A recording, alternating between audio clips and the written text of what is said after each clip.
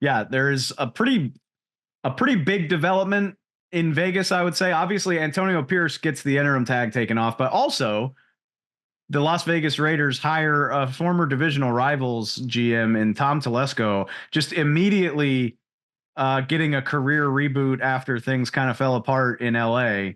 What do you make of that? Because I'll be honest, I was pretty surprised. Yeah, they interviewed a few guys. You saw that I believe it was down to him and Champ Kelly and maybe one other candidate as the second rounds of interviews went. And Champ Kelly was the guy who filled in last year when Dave Ziegler was shown the door. Telesco's a really respected GM. You look at those Chargers rosters every year, they're loaded.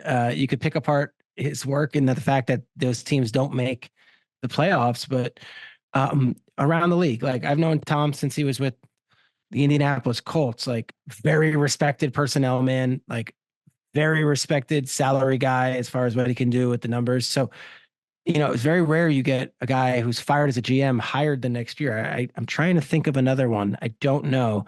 And it's really rare if it's in the division, but I guess they wanted stability and they wanted someone who can come in and do the job when you have such a neophyte head coach as Antonio Pierce, who obviously is being thrown into the mix and is going to get that opportunity. But now you pair him with a real veteran general manager.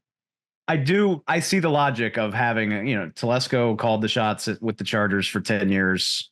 I see the logic of having a guy who's seen every possible scenario pairing with a first time full-time head coach.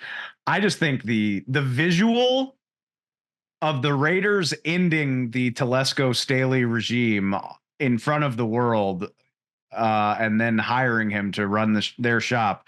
It's a very strange visual for me, but I'll be interested to see how it goes. Yeah,